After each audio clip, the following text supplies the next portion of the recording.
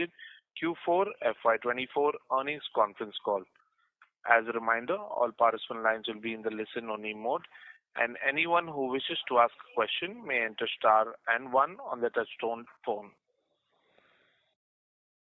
To remove yourself from the queue, please enter star and two. Should you need assistance during the conference call, please signal an operator by pressing star, then zero on a touchtone phone.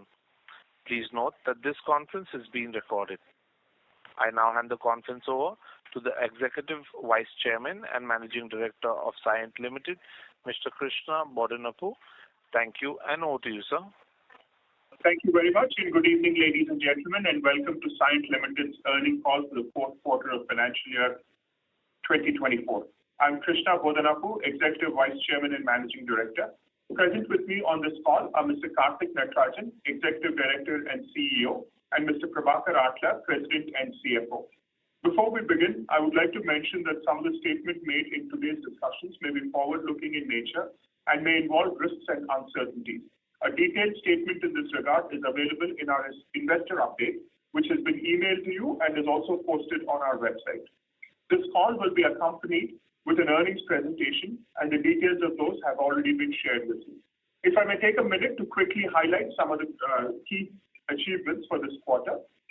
We signed a strategic partnership with Deutsche Aircraft Group, or DAG, which will include detailed design for manufacturing for the rear fuselage for the new 40-seater aircraft, turboprop aircraft that DAG is now building.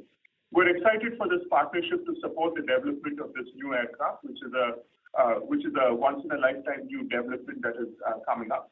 And our involvement underscores our commitment and our capability in support of in delivering innovative engineering services in the aerospace sector, which, as you know, is core to our organization and core to our strength. Our expertise in this area will play a critical role in the development of this new aircraft, and it's also very gratifying to hear from them that much of this aircraft will be designed and manufactured in India, that is at a component level before it's finally system integrated in Germany. So that's a very key win that we're very proud of. We also signed a new long-term relationship with Airbus, where we will partner for the CIDS, or the cabin information display system. This will last for, it's a 16-year contract, so it's a very long-term contract. And Airbus is moving towards intelligent and digital cabin management, and they've chosen us as a partner because of our positioning of intelligent engineering solutions. Of course, it's not just a positioning or our capability and ability to generate intelligent engineering solutions. And this will be above and beyond our current engagement with Airbus, which is more in the traditional engineering, hardware, software development phase. We've also been ranked as a leader and a noteworthy player for the overall ER&D in North America and Europe by Zones for ER&D Services. We were recognized for our innovation and solution development in a range of industries spanning aerospace, automotive, semiconductor, and telehealth, among others. In a significant achievement, we also debuted in the data analytics and AI with a leadership ranking. And this recognition is another great testament because, as many of you know, does a very comprehensive assessment and ranking. And it's a great testament of our capabilities and our industrial expertise and, of course, the innovation that we bring to the table. I'm also happy to announce the final dividend of 18 rupees per share. The board has approved this the board has approved it and will recommend to the shareholders for their approval. It's 18 rupees, which brings the total to 30 rupees per share, which is the highest dividend that we've ever paid. So overall, things look quite good for the future. Of course, we will talk about the Q4 numbers and give you a bit of background to the Q4 numbers. But more importantly, give you the forecast for give you the view for how the next financial year will evolve, and also give you some detail behind what gives us the confidence that we will continue to execute at an excellent level. With this, I'll hand over this call to Prabhakar, who will take us through the financial performance for the quarter and the full year. Thank you, Krishna. Hello, everyone. I hope you're all doing well. Thank you very much for your time today and for your kind participation in the call today. Given that this is the end of the year earnings call, we will present two sets of data. One for the quarter ending March 2024, which is essentially Q4FY24, and the other for full year FY24. And the focus of this call will be Cyient DET. Just so that we have enough time for Q&A, I'll only call out the key numbers in each page instead of a full and detailed commentary. And the nomenclature of our businesses remains the same as with the previous call. The page in front of you presents the key metrics for DET for Q4 FY24 in dashboard format. The Q4 FY24 dollar revenue for DET stood at $179.3 million, a QOQ degrowth of 0.5% in constant currency and a YOY growth of 1.8% in constant currency. In rupee terms, this revenue stood at rupees 1,489 crores with a QOQ degrowth of 0.1% and YOY growth of 2.8%. This Q4 revenue was lower than our expectations, and this is with our aerospace business after 7 continuous quarters of growth and its flattish quarter in Q4, and the recovery in communications business was back-ended during the quarter. Karthik will cover these moments in more detail in the later part of the call, but I would like to underline that in our view, the underlying medium and long-term opportunities and momentum in DET space remain quite solid and very much intact. The Q4 FY24 DET EBIT margin stood at 16%, up by 90 basis points year-on-year. And as you will notice, there is no normalization done in this quarter, in line with the commentary provided by in the previous quarter. And also, you will see that we were able to hold the EBIT line despite the QOQ movement in revenue. While this then makes it the fourth consecutive quarter of 16% EBIT for DET, I'd like to mention that going forward, we intend to sharpen our focus on further strengthening our investment towards growth. The Q4 FY24 PAT for DET stands at rupees 173 crores, translating into a growth of 9.1% year-on-year. And this also translates into an EPS of rupees 15.79 per Cyient DET. The Q4 FY24 DET FCF stood at rupees 232 crores, our best ever quarter, with a growth of 25.6% year-on-year. And in the next chart, you'll also see that our full year FCF has significantly improved year-on-year. The next chart presents the full year numbers for Cyient DET, the full year FY24 numbers. The DET FY24 dollar revenue stood at $713.9 million, a year-on-year growth of 12.6% in constant currency. And in rupee terms, this revenue stood at rupees 5,911 crores, 5,911 crores, with a YOY growth of 16%. Given that the Q4 revenue was lower than our initial expectations, the full year revenue performance was also below the previously guided range. While we have endeavored to ensure that the margin momentum and the earnings trajectory are intact. The DET FY24 EBIT margin stood at 16.1%, up by 246 basis points year-on-year. And as we discussed in detail in the previous earnings call and in our investor day, the significant expansion was made possible due to a number of focus initiatives we executed through FY23 and FY24. We would now endeavor to maintain this as a platform for FY25 as we sharpen focus and investing further into growth. The DET FY24 normalized PAT stands at rupees 689 crores, translating into a growth of 31.6% year-on-year. And this also translates into an EPS of rupees 62.84 for Cyient DET, a normalized basis. The DET FY24 free cash flow stood at 754 crores INR, our best ever, a significant improvement of 71% year-on-year. Before I close the full year chart, I'd like to draw your attention to the balanced progression of various metrics through the year. With a revenue growth of 12.6% in constant currency, EBIT margin expanded by 246 basis points year-on-year, and earnings grew by 31% year-on-year. While retaining focus on free cash flow,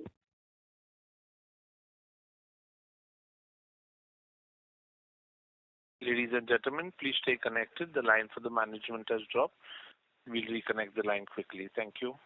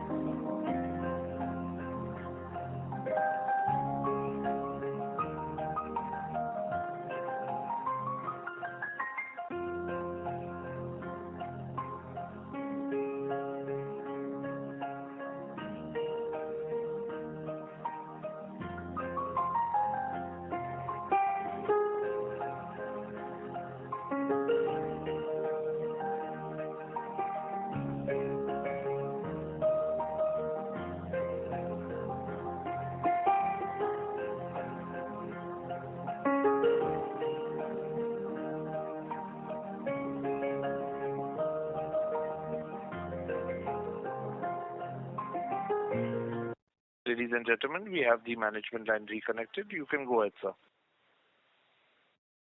My apologies for the drop-off. I'd like to continue where we left. Before I close the full year chart for DET, I'd like to draw your attention to the balanced progression of various metrics through the year.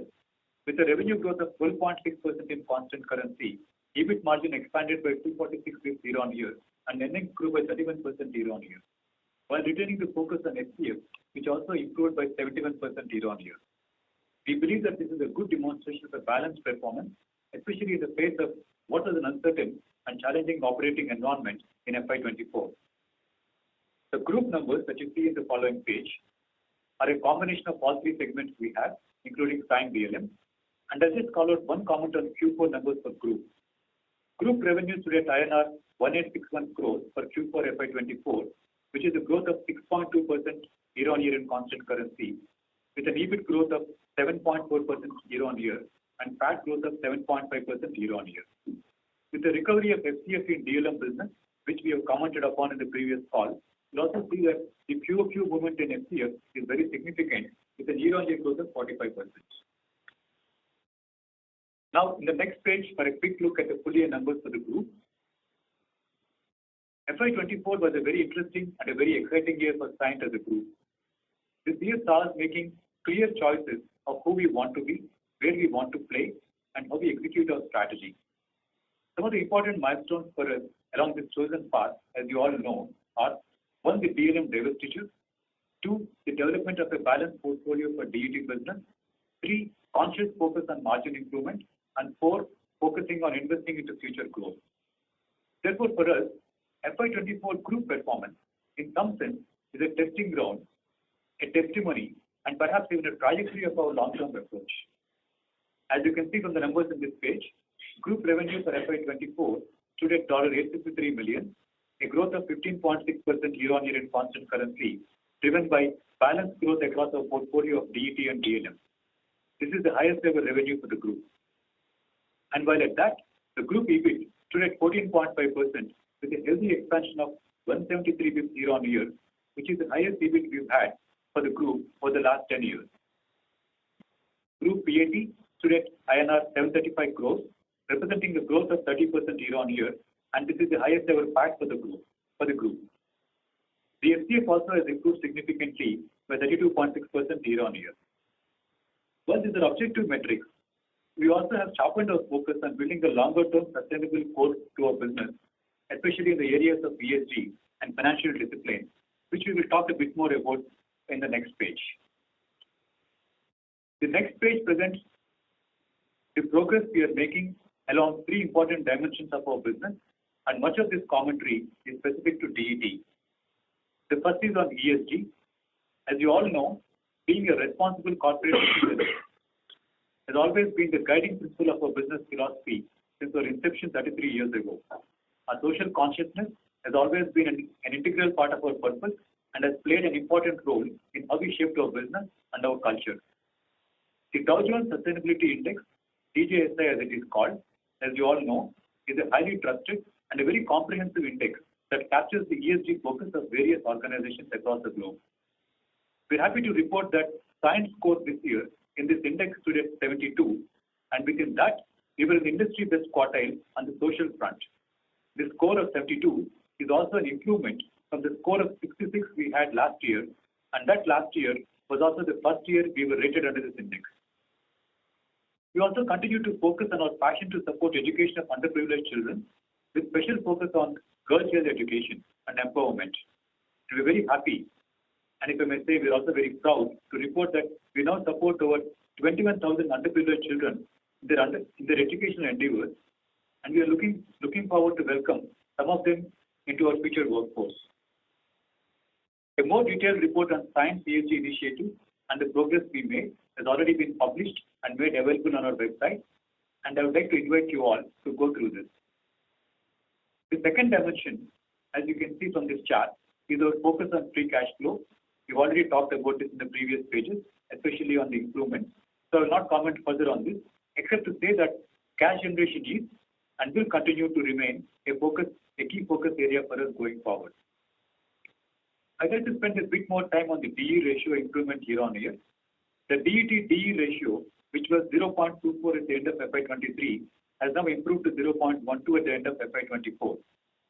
The DET debt position, which was $94 million at the end of FY23, now stands at $54 million at the end of FY24. This was made possible since we retired about $40 million of debt within FY24, and we have leveraged our focus on cash generation, which we talked about earlier, to retire debt proactively. And we will continue to focus on this in FY25 as well.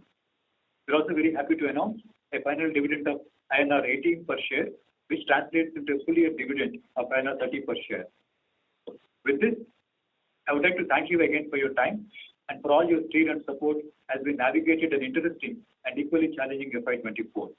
We look forward to your continued support and your engagement, and I do hope that we have earned the privilege of your time and your attention. With this, I'll hand it over to Karthik for a more detailed commentary on DET performance. Thank you, Prabhakar. Hope all of you are doing well. Hope you can hear me. On top of what we started working for the last two and a half years about getting our digital and technology solutions team in place and our ability to really have more customer conversations around the transformation that they're going through, and how do you think we are able to really bring some of the solutions which are cutting edge. And we inaugurated our customer experience center during last quarter, and that's one of the key milestones for us. And moving forward, like what Krishna talked about, and the important partnerships in aerospace with Airbus and Deutsche Aircraft, and on the intelligent connected cabin platform development, as well as supporting on the new aircraft platform. And also happy to share with two large deals that we have been able to deliver in Q4 on top of the 9 that we delivered for Q4 overall. I just want to highlight on the two of them. One is about the digital aftermarket platform, mapping the customer journey. And this is with one of our top customers. And this is going to be run over the next 5 years. And it's a very interesting project that will really establish us as the digital engineering leaders in this segment. And we would also be able to take some of this offering to the entire set of customers that we operate in today. And also the second deal that I would like to highlight is about next generation intelligent smart meter, which has edge compute platform, and we will build the complete SoC and the software that goes around it. This is one of the end-to-end deals that we have been engaged with the customer for the last 6 months, and we have been able to close on this deal last quarter. On back of what we have seen in the entire 12 months, and the growth was led by aerospace, sustainability, and automotive, and we are pleased to note that we have been able to see the growth that we have seen to the extent of 12.6% year-on-year constant currency growth. And also, some of the investment that we started making are starting to play out. Also happy to report about 1,000 plus leaders who have been certified on generative AI. And this is one of the key initiatives we started working for the last 6 months. And we have also engaged some of our key decision makers, and happy to share that 60% of our key decision makers, which is from top 40 customers, want to see Cyient as a strategic and advisory partner in their transformation journey that they are likely to take for the next 5 to 10 years. So with that, and quick view on the view performance, as you can see from this chart, I'm going from left to right. I'm focused on the constant currency column. And transportation has degrown by about minus 1.5% on the back of the challenging rail vertical that we have been in for the last few quarters. And connectivity has shown a minus 2.3% degrowth at 40.7 million. And sustainability at 54.1 million, which has grown about 0.7% quarter on quarter. And this is the 8th consecutive quarter of growth as far as sustainability vertical is concerned. New growth areas, which has not done well in the initial part of the year, has come back to growth. We hope this will continue to have the momentum for the rest of the fiscal 25. And if you translate this at the DET level at 179.3 million with about minus 0.5% constant currency growth. And if we translate into year-on-year, this translated into 1.8% growth, a strong growth delivered from sustainability vertical at 19.3%, and transport grew by 2.1%, while connectivity and new growth areas have declined year-on-year. We also have secured orders worth of 227.8 million in Q4, which is reported numbers at 7.1% year-on-year growth. Like to like, this is about minus 6.2%. And we also won about 9 large deals worth about 197.6 million in Q4. This is one of the highest ever large deals that we booked in one quarter.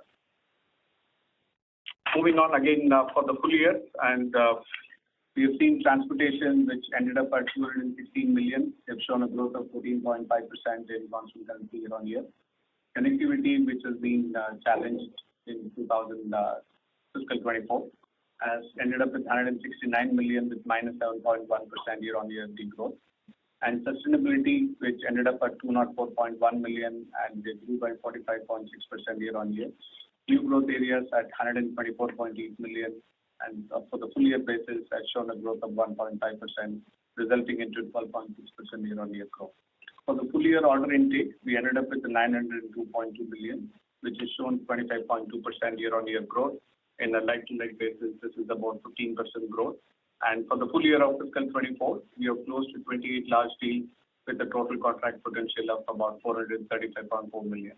So this is one of the key achievements that we had, and we continue to make progress on the large deals, and we hope we'll continue to build on the momentum.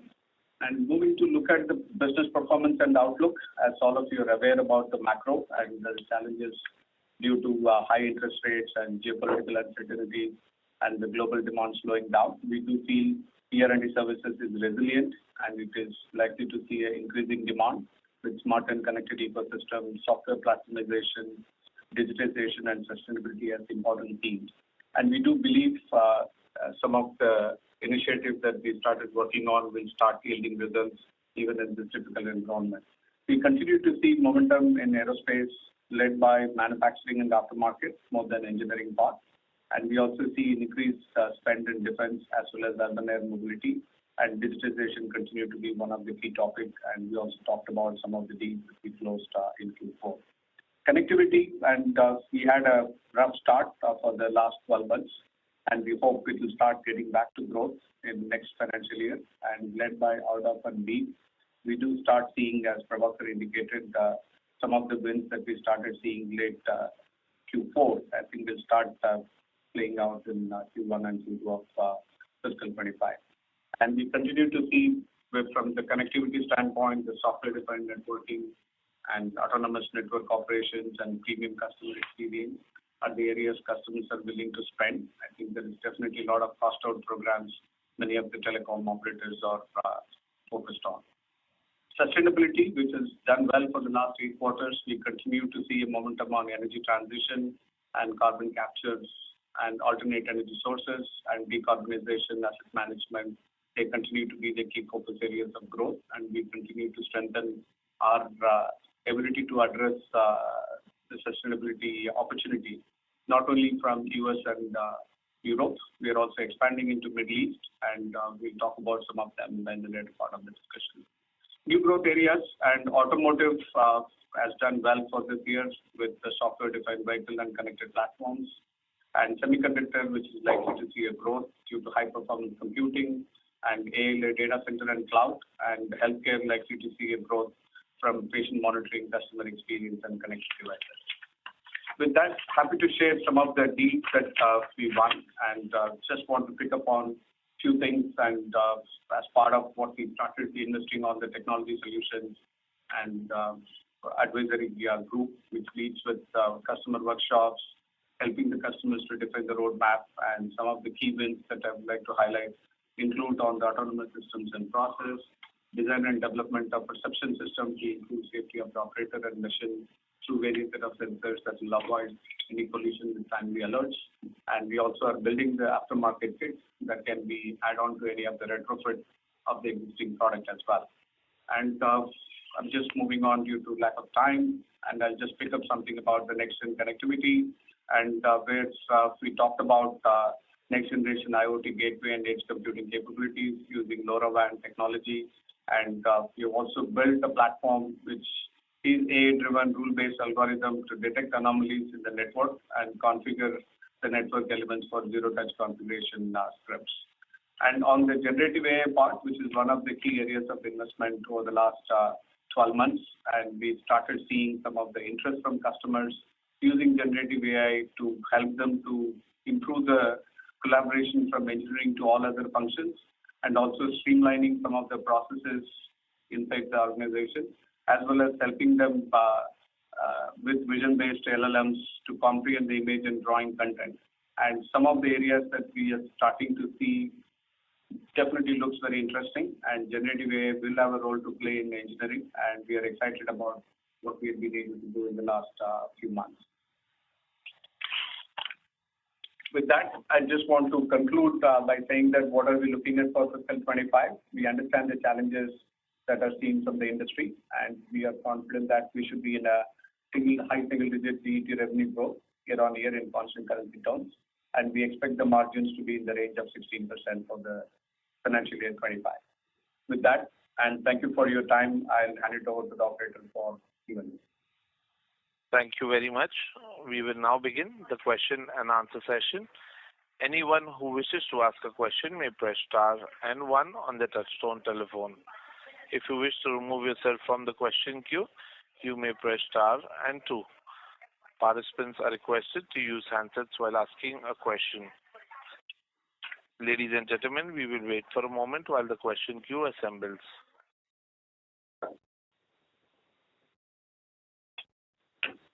The first question is from the line of Sulabh Govila from Morgan Stanley. Please go ahead. Yeah, hi. Thanks for the opportunity. My first question is with respect to the revenue guidance. So I just wanted to understand how should we think about this guidance panning out across verticals? With respect to which verticals would you expect to do the heavy lifting for the year? And which verticals would relatively lag? So whatever is the current expectation as per the guidance? Yeah, as we talked about, we continue to see momentum from sustainability and aerospace, semiconductors, automotive, and we do expect connectivity to come back to the growth terms during this year as compared to what we have seen in fiscal 24, almost in the same order. Okay, understood. And with respect to the quarterly trajectory of this guidance panning out, should we think about this year to be a back-ended growth year with respect to this guidance, or you think that the growth would be equally panned out across quarters? We do expect some softness in the early part of the year, and depends on how things pan out, and we should probably do well for the rest of the year. And that's the current view that we are carrying. Okay, understood. Given that this year is a high single-digit growth year as of now, how should we think about the medium-term guidance that we had provided on the Analyst Day, which is from a 3 to 5 year perspective? Does that also undergo a change, or that remains intact as of now? No, we do feel that, I think, based on what we heard from our top 40 customers, and they are going through their own challenges, and they do see this is going to be a potential growth segment as we have envisaged earlier. I do feel that our medium to long-term growth prospects are absolutely intact, and we do expect with demographic changes that are seen in Europe, and this is going to be a great opportunity for a company like us, having invested in the last 2 years with a lot of capabilities in Europe, and we have started doubling down on Japan, and as I talked about, our entry into Middle East, and some of these areas will continue to see momentum. And when we talked about the energy transition, we do expect, while there is significant investment going from Europe and the US, we do feel that Middle East could be another potential growth opportunity that we are planning to invest on. So we do see that for the medium to long term, the growth prospects are absolutely intact. Understood. And then last on margins, I just wanted to understand what are the areas of investments for growth that we called out in our opening remarks, which we will be investing from incremental margins that we'll get this year? Sulabh, I'll take this question.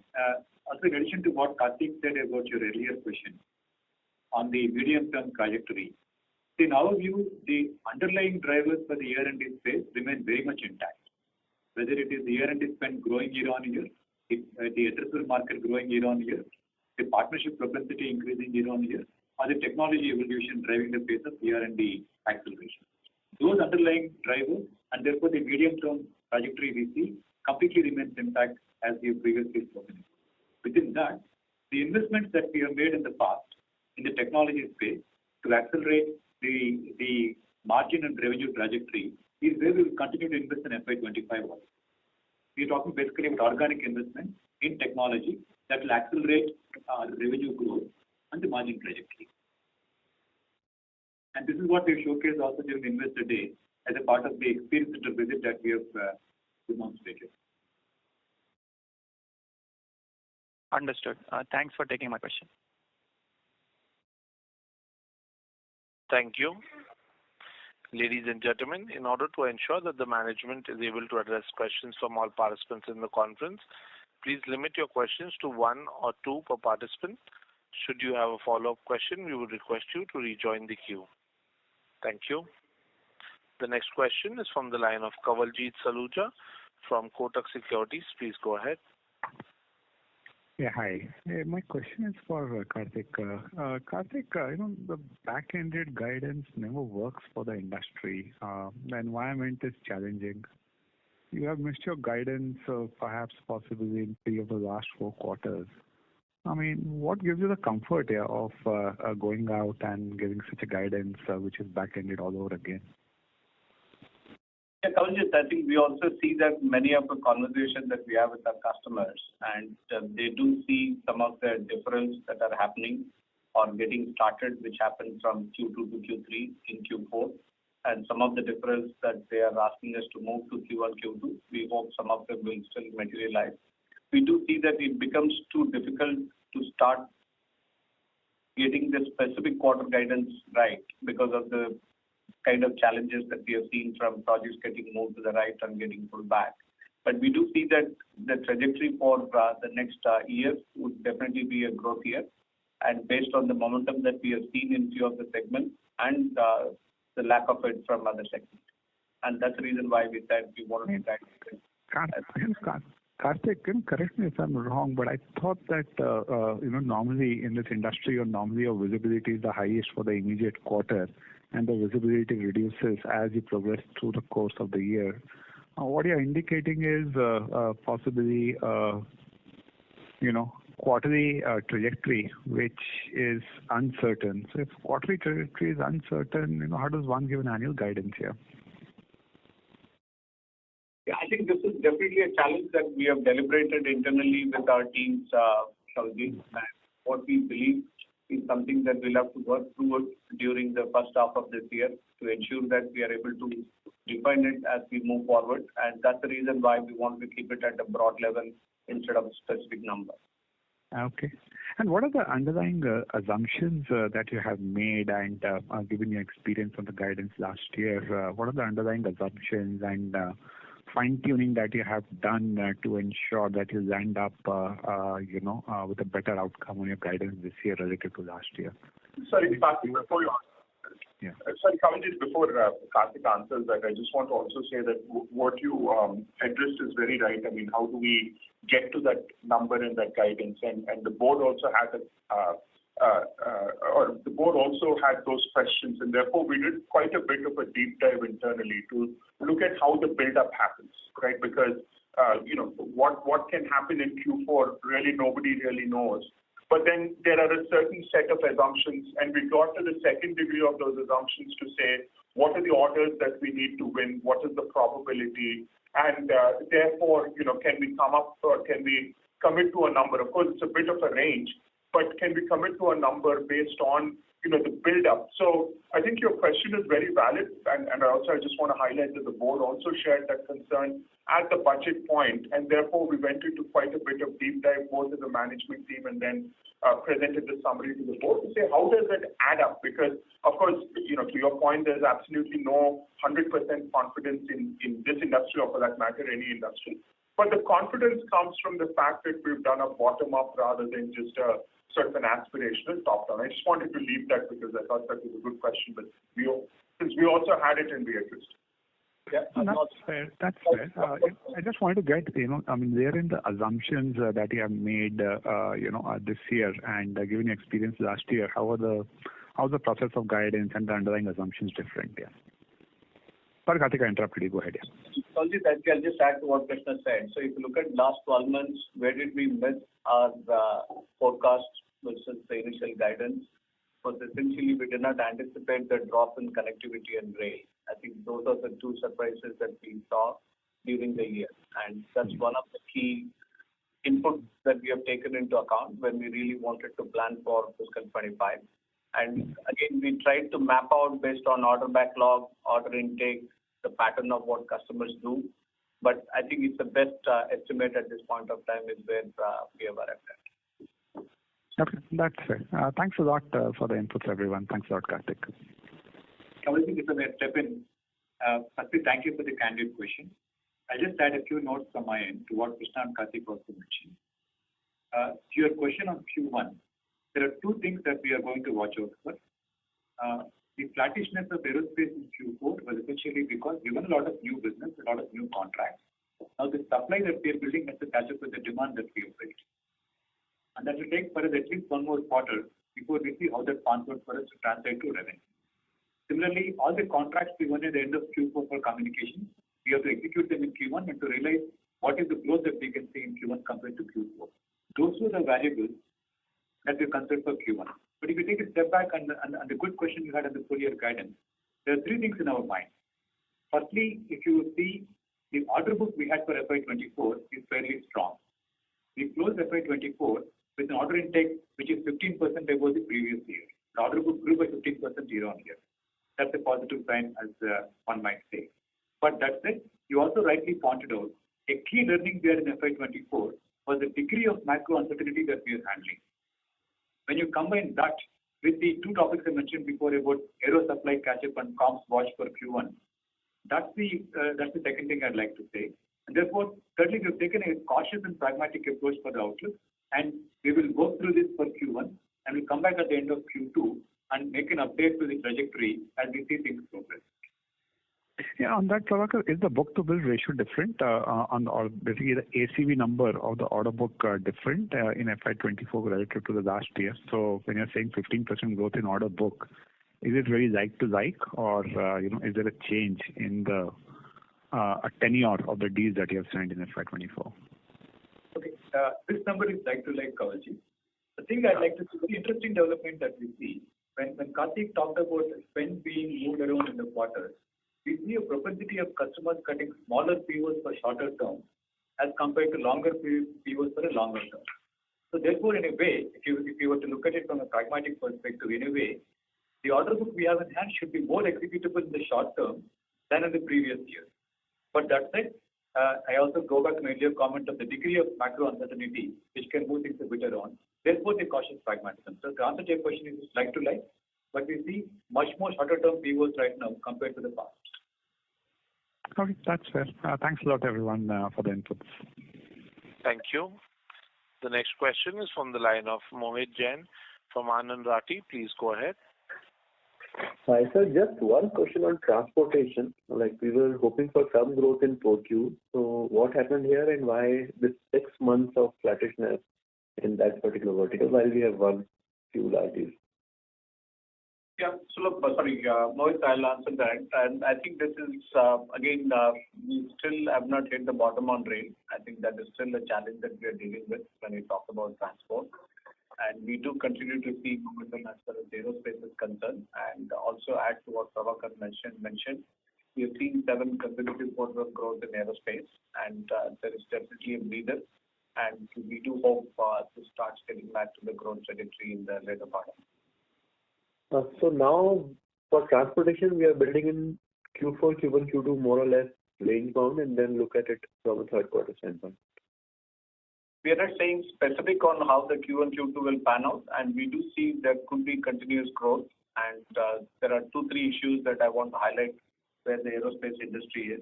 What we have seen from 2019, I think the demand for air travel has come back. And the customer's ability to cope up with in terms of manufactured components and products, as well as their ability to service. I think there is a huge demand that is piling up. And the supply chain issues have not been fully rationalized, while maybe I would say 85-90% of the issues have settled, but there are still issues on supply chain. And constraints on them produce is more than the demand side, and which is definitely a good news. So we do expect the growth would be led by manufacturing, engineering, and aftermarket, and we have talked about one of the large deals, which is one on the digital aftermarket side. So we do expect the aftermarket MRO growth is robust for a few more years, and the manufacturing has to cope up. And we go to most of the aerospace customers today. Their biggest challenge is they have more orders than what they can fulfill. They still look for solutions to improve the productivity, their ability to digitize their existing process, and ability to get better visibility on supply chain. I think those issues are still hitting them, and they need help in all those areas. And Q2 decline is purely on the rail side. Yeah. Okay. Last is on order backlog. We had this YOY decline despite signing these two orders. So why would we have a YOY decline in order intake? Yeah, the order intake is the confirmed purchase orders, and when we talk about large deals, they are total contract potential. All of them may not have got converted into purchase orders. They will get converted in the due course of the year. And I was referring to the like-to-like YOY number that is given, -6 for Q4 on order intake. Yeah. So I think Q4, like what Prabhakar said, interestingly, when we looked at Q4 of fiscal 23, we saw at least about 5 deals of about 40 million, which may be beyond 12 months, 18 months, 24 months TCV. The customers were willing to give that purchase order, and the customers are cutting short in terms of the POs in Q4 of fiscal 24, which is an interesting observation that we saw. And we hope this is only an aberration and things to get corrected as we move into the year. And the 2 deals that you have announced, that TCV is already included in 4Q number. That's not, yeah, let me put it this way. The order intake of 224 million we are talking about, they do not include the TCP of 197 million we have reported as part of the large deal. Some part of this 197 million of large deal, which would have come as a purchase order, would be included in that. Okay. Thank you, sir. Look at it as a change in portfolio, right? Because the growth is coming in varying locations. So we also have to look at it in the conjunction that there is a change in our portfolio. I think like for like we gave, so we can because some of the acquisitions are doing quite well, and that was it was a sort of a deliberate choice to go down the path of acquiring, because those were the growth areas that will make up for some of the softness that we're seeing in other areas like rail or communication. So I think you have to see it in that conjunction, and the fact that it's gone up, I think 7.1% year on year is a good sign. Okay, sir. Thank you. Thank you. The next question is from the line of Vibhor Singhal from Nuvama Equity. Please go ahead. Yeah, hi. Thanks for taking my question. Sir, just a couple of clarifications from my side. I couldn't really get the maths of this deal flow that you mentioned. So in the quarterly deal flow, you're saying part of the 197 is included and part is not included. So about this 197 million is the total contract potential that we signed as large deals for Q4 fiscal 24. Out of that, part of the purchase orders that we would have received is included in the order intake number. Okay. And this would be a recurring thing, and in the sense you included that in the purchase order, in the deal flow for this number? Sorry, maybe about, I would say roughly about 30 million would have been included in the order intake, and the remaining 160 million would be delivered as part of the purchase over the next, into the order. Whatever the period of the deal is. Yeah. Got that. No, thank you so much. And also on the air, just coming to little bit dwell a bit more on the transport division, both aero and transport, aero and rail. In aero, you mentioned that you were expecting a good demand from air travel coming back and supply chain issues also not having rationalized. So in nutshell, do we expect aero to be a growth vertical in FY25? I'm not looking for a number, but just the direction. And similarly, in terms of rail, has the issue with the top clients been sorted, or when do we expect that railways vertical could actually bottom out and we could see that going into the green again? Yeah, we continue to hold the view that aerospace should be a growth engine for us, even in fiscal 25. And we also expect, hopefully, the rail bottoms out sometime in this year. And a lot of order book that is built in by the customers have definitely been taken into account. And we also feel it's a matter of time that they start engaging with executing on them. I also want to call out one of the aspects that we have heard from many of our customers over the last 2 years, especially with the geopolitical uncertainty. A lot of money that is getting moved towards defense to ensure that the security is being the priority as compared to the infrastructure. I think some of them should probably ease out maybe later part of this year, and hopefully that should start getting us some growth.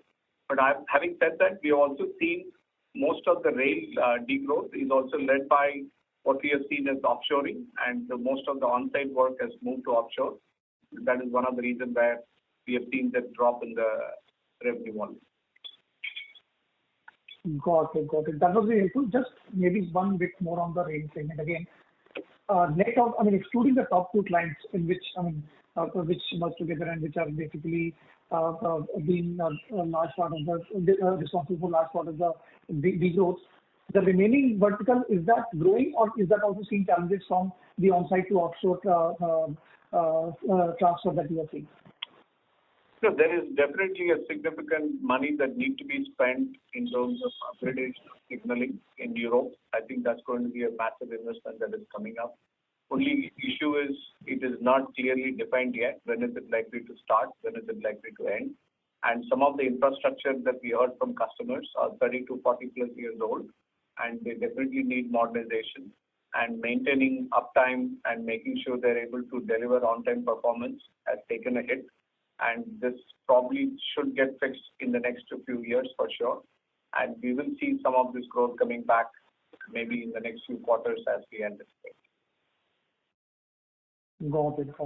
Thanks a lot, sir. Thank you so much for taking my questions, and wish you all the best. Thank you. Ladies and gentlemen, in order to ensure that the management is able to address questions from all participants in the conference, please limit your questions to 1 or 2 per participant. Should you have a follow-up question, we would request you to rejoin the queue. The next question is from the line of Vihang Subramanian from Zaba Capital. Please go ahead. Yeah, hi. Thanks for taking my question. So I think our constant guidance has previously been 10 to 20%, and I think recently you confidently even said that it wouldn't be below 10% for the next few years. So I'm just trying to understand what has really changed here in 4 weeks, and which segment has led to this change in view? No, I think we talked about, we have seen maybe 20-25 customers in the last 3-4 months that we have engaged, have kept moving things around in terms of how they really want to prioritize certain projects compared to the list of projects we are supporting them, and moving some of the projects to the right or cancelling few of them. And I think this is part of the portfolio that we are trying to prioritize. We can understand where they come from, and some of our customers, the top 40 customers that we work with, we have seen that they reduce their guidance for the next 12 months, given the macro uncertainties they are likely to face. So that is a leading indicator which gives us the view saying that while they do see growth coming probably in the next financial year, and with some of the issues around uncertainties around the elections and plus some of the interest rate reduction that is expected at the time this year, I think they were trying to really time it maybe later part of this year on some of the investment plan. So I think those are the indications that we have from our customers, and that's the basis on which we are trying to look at. I think the same question was asked by the board and Krishna. How do you make sure that we still keep our medium to long-term growth intact? And we still hope that we should get back into that range. And I think what we have seen in the last 3 to 6 months is definitely something that we have not seen in the last 2.5 years. So this is definitely a surprise for us. And we do hope things get better as we start getting into this. Let me also add to that, Subramaniam. Thank you for the question. I'll just say 3 things. If you dial back to the commentary we've been making about our business evolution, our view was that, and remains that, the 4 themes that we've picked up, transportation, sustainability, connectivity, and new growth areas of themes, have the potential to grow double-digit over a period of 3 to 5 years. And that still remains very strong in terms of the potential that we see and the indicators that we see. The second thing we also said is that an annual number to extract from this multiple themes, an annual number will be contextual to the area in which we operate, which is where we currently are. The third thing I will say, at the expense of repeating what I mentioned in the call earlier, my apologies for that, is that Order book for us is very strong for FY24. But at the same time, we are learning from FY24 in terms of the degree of macro uncertainty, and we also have to watch aerospace and communications for Q1. And therefore, we're taking a cautious and pragmatic approach as we currently guide revenue for FY25. And as we execute through Q1 and Q2, we will come back at the end of Q2 and make an update as we see it appropriate contextually for the current year. So in summary, your first question, we're extremely bullish on the four things that we have picked up in the medium term in terms of what we see around us and what we hear and what we are also seeing in the order book. Understood. And just a follow-up on that, I think the two large deals which you mentioned, is that included in the guidance? A part of it is included in that, and how it ramps up, we will probably evolve as the program ramps up. To the degree where we had the order intake available, it's baked in. To the degree where the order is still not in it, part of the TCP, that is not baked. To Karthik's earlier clarification, we won a number of large deals in Q4. Some of them have also come with purchase orders. To the degree we have a PO, we have baked it into the outlook. Where we don't have a PO, we haven't baked it yet.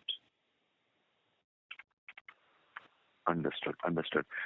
Given this kind of macro uncertainty, I don't really understand why are we even guiding for something in the range of like 20% and so on, right? Like, I think 10% was supposed to be a floor that we had previously guided to the street, right? And now it seems like the floor is out of the picture, right? So just to add to that, the last question I have is, if you have done 2% this quarter, what gives you the confidence of even achieving high single digit here? So I'll take that, Subramanian. I think you are referring to the guidance that was provided in April of 2023, which was updated at the end of the calendar year. That's the first thing. The second thing is, our confidence comes from two things, I'd say. To the degree that we can have a confidence in the world we live in today, our confidence comes from two things. One is a strong order book, especially the key wins we had in Q4 for aerospace, which is a growing sector for us. And the second thing is also presenting all the right segments which are poised for growth in the medium and long term. The four segments I spoke about before. These two are the elements on which our current view of the FY25 outlook is based on. And I think if I also may add to that, the outlook is really based on what we see at the point in time, right? Because, we also have had a lot of debates around do you give guidance or not, and unfortunately there is two very different schools of thought. And again, we're trying to give you a view. I'd say more than a guidance, it's the view of how we see the world right now. I mean, we're happy to be transparent to that degree, to say that's what we see in the world right now, or that's what we see in our customer world right now. So again, if you look at the medium to long term that Prabhakar talked about, we're just as confident in our business as we were 12 months ago or 24 months ago. But the realities of how the purchase orders come, when it comes, how it comes changes. So it might not help with the immediate case, but I'd say if I were to venture a guess and say over a 5-year period, would we deliver, that double-digit number? Absolutely. There's no doubt in my mind that we will. We will obviously always have these, it is just the nature of the business where you are going to have ups and downs. So we're just trying to give you a view of what we see at a point in time. And of course, we expect that you will use your judgment on top of it, because this is what we see at this point in time. Understood. Thanks a lot for answering my questions. But just to add here, I think I wanted to add that. Maybe the question come back in the queue. Thank you. Thank you, sir. The next question is from the line of Abhishek Shindadkar from InCred Capital. Please go ahead. Hi, thanks for the opportunity. Just one clarification and question. Sir, can you just quantify or break the growth between organic and inorganic for 24 as a whole? That is first. And second, to Prabhakar, when you mentioned that we'll revisit investments, are we referring to M&A at this point in time? Thank you for taking my question. Abhishek, to your second question first, no, we're not referring to investments in M&A. We're talking about organic investments we make in technology that will accelerate the revenue and the margin trajectory of Cyient. So this is all organic, the first thing. And your second question was? My first question was regarding the growth, if you can break that between organic and the inorganic component. So in this case, I have to say, very fortunately, the integration of all the entities that we acquired is completely complete. They're well integrated as part of the Cyient ecosystem. Even for FY24, a number of deals that we won were together, both in terms of order intake and revenue. So we don't have, nor we should actually have, any separate view of organic versus inorganic after integration is complete. And if we have them, I personally believe as a finance person, we haven't achieved the objective of the acquisition. So I would like to see that also as much as anybody else. But fortunately for us, it is all well integrated and we're operating as one machine right now. Got it. Thank you for taking my question and best wishes for 25. Thank you very much. Thank you. The next question is from the line of Nitin Sharma from MC Pro Research. Please go ahead. Yeah, hi. Thanks for taking my question. First of all, there seems to be some client loss since 3Q in the 1 million and 5 million buckets. Which verticals do you belong to? Yeah, I'll just clarify that. I think we have looked at this data. I think there are about, it's more of a seasonal variation. We look at from last 12 months, and there are few customers who fell to 900K plus bucket, and that's the reason why you are seeing them as a drop in $1 million. And some of the other buckets have moved from one to another, so that's a shift that you see there. Understood. And secondly, can you please explain what led to decline in the headcount in Q4 and how should one see it in terms of headcount? Sorry to interrupt, sir. So your audio is slightly muffled. Can I request you to please use your handset, please? Yeah. Is it better? It's too loud, sir. Could you keep it okay. Yeah. So can you please explain what led to decline in the headcount in Q4 and for how one should see it in FY25 in terms of headcount addition? Yeah, so I think we also looked at based on where the demand is, and we are trying to bring in as close to the agile ramp up as possible, and also some of the attrition that we did not replace in Q4, and is the reason why you see a headcount reduction. And also we have completed our performance management process as of Jan, and we also have taken some action on core performers. I think all this added up to what you see as the negative headcount. We do expect that this should start really getting into the growth trajectory during 2025.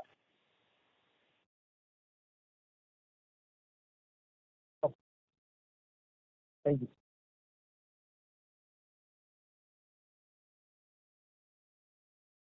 Thank you. The next question is from the line of Bhavik Mehta from JP Morgan. Please go ahead. Hey, thank you. Just one question going back to the guidance. I think, Prabhakar, you said that you have taken a cautious view on the high single-digit guidance that you have provided right now.